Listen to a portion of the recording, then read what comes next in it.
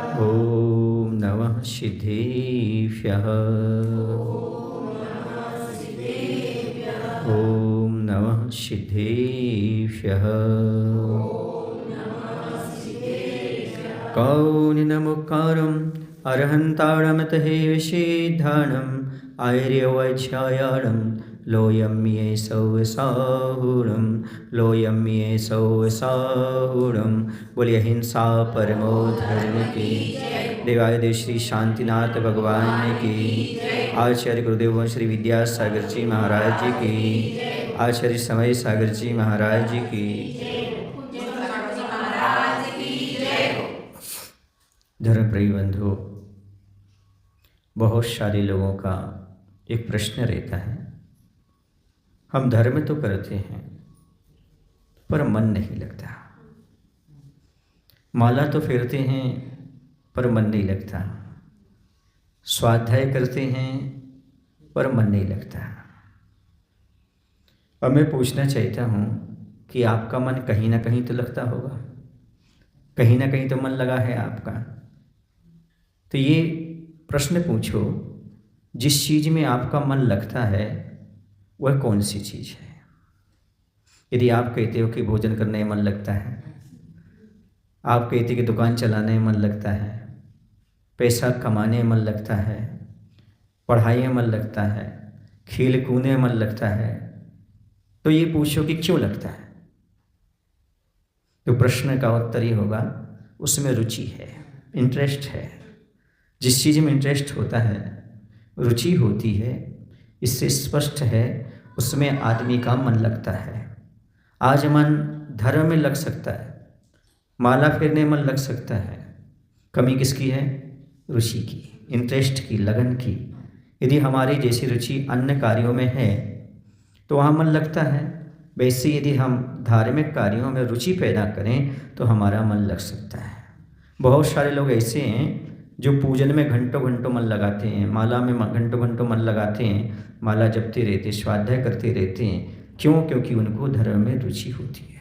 और आप जब भी अपने अंदर रुचि पैदा करेंगे, आपको रुचि कब पैदा होगी? जब आपको प्रॉफिट दिखाई देगा।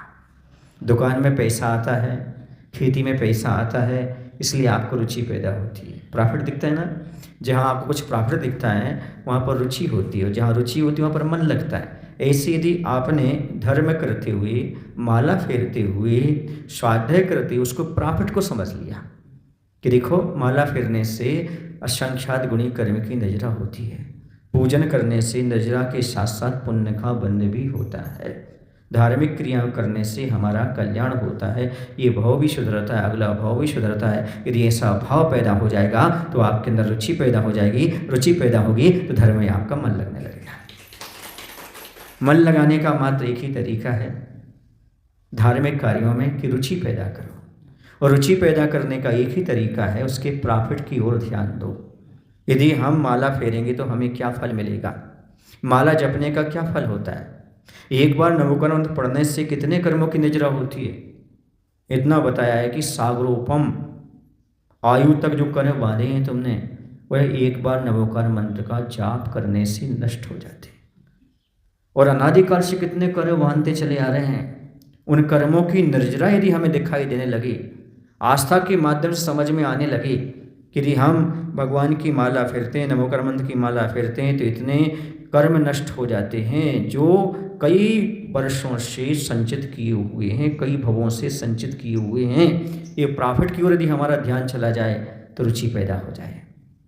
माला जपते समय, भगवान का नाम जपते समय रुचि पैदा हो जाए, रुचि पैदा हो जाए तो मन अपने आप लग जाए।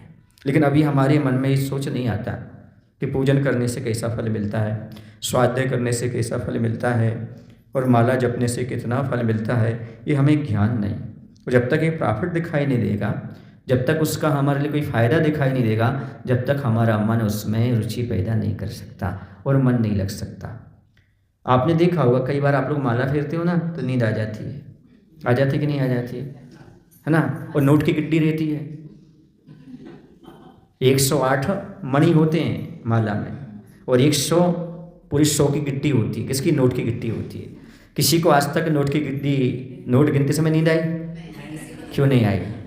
और माला फिरती हुई, माला गिनती हुई क्यों आई? हाँ।